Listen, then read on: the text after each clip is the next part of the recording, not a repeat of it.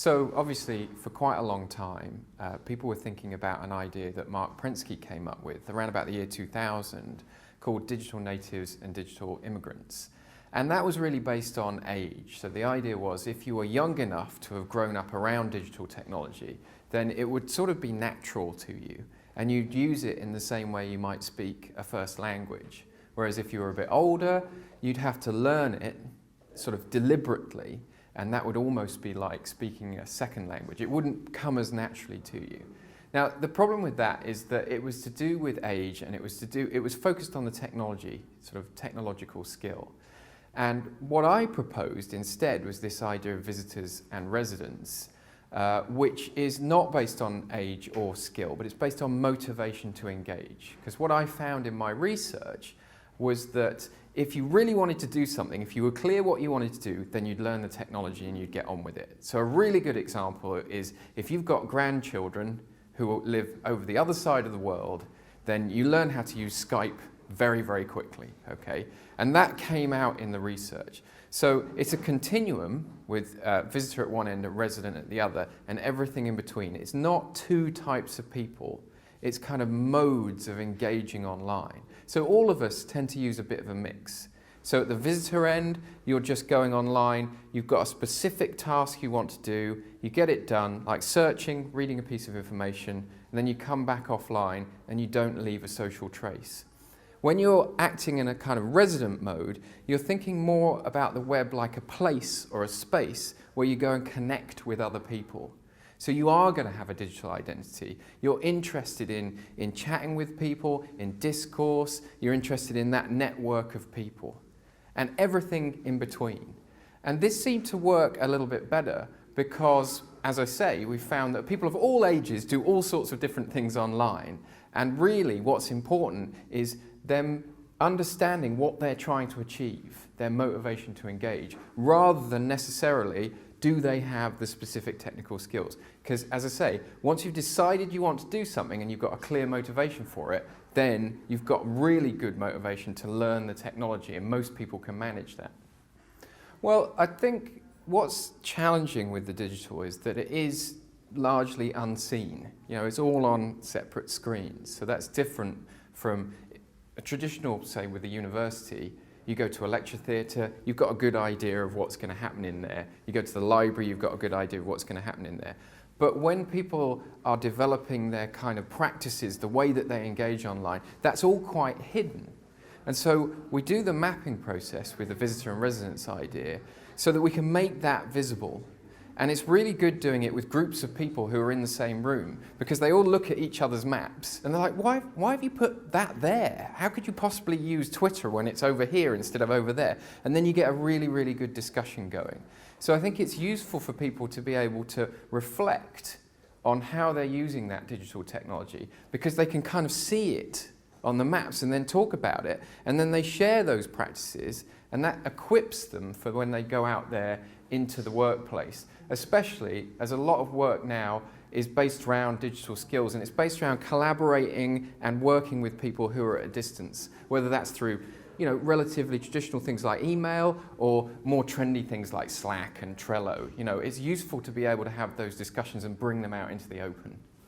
Yeah, I think that it's interesting to me because usually educational establishments like universities, they tend to think of the web as just a big pool of knowledge, some of which might not be reliable. But as you say, you can actually use the web. Anybody can publish online. And when I say publish, I don't mean anything particularly formal. I'm just talking about, it could be blogging, it could be things like just tweeting, or it could be, you know, putting the whole of a PhD out there online. It can be that huge as well. And I think that the implication for education is that we need to teach students that they can contribute to knowledge, not just consume it. Okay. So a simple example of that is you can go into Wikipedia and you can make those pages better, or you can put a new article in. So you're not, as a student, you're not just consuming knowledge and kind of pushing it around.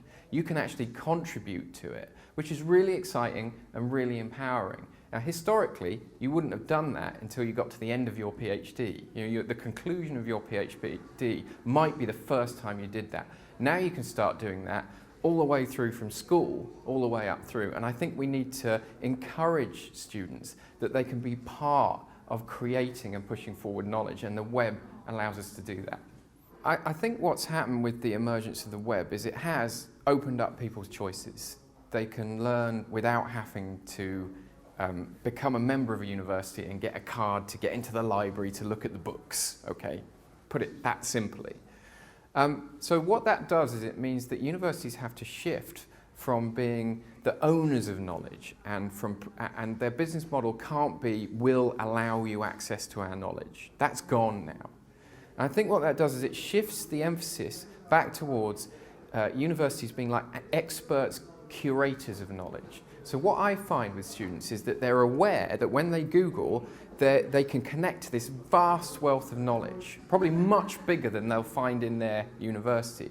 But they also understand that they don't know, well, which are the best bits and for what reason, and how do I connect these bits of knowledge together? They want expert help, they want guidance, okay? And to me, that's part of what teaching is, and that's something really important that universities can provide. I think the other thing that it does, that the web does, in terms of repositioning the university, is it shifts the emphasis back to helping students learn how to think, rather than just about sort of transferring huge chunks of knowledge from a book or from my brain into a student's brain. So we don't have to focus on that so much because it's out there and it's available. We can go back to what I think higher education should be all about, which is equipping people with the ability to think and engage and critique. Okay, well, I think one of the most interesting things that came out of the studies for me this morning was this idea of disaggregation and the idea of there being a new set of students that are kind of travelers, if you like. So they're more at the resident end of the continuum. And they're deciding how they make the journey through their education. So there's been quite a lot of talk in the higher education sector of this idea of providing a student journey. But it's almost always been one institution providing the whole journey from end to end. But of course, because of open educational resources, videos of lectures on YouTube, the ability to connect with students from all around the world in Facebook, actually, the truth is that most students will be constructing that journey for themselves beyond the boundaries of a single institution. So I think that what struck me this morning was it was almost as if the idea of a university course, that principle of end to end, you start with the induction and you end up with the exam and the accreditation, that seemed to be eroding. And that appeared to be to do with the digital, to do with the web existing. So I think that that's a really important thing to consider.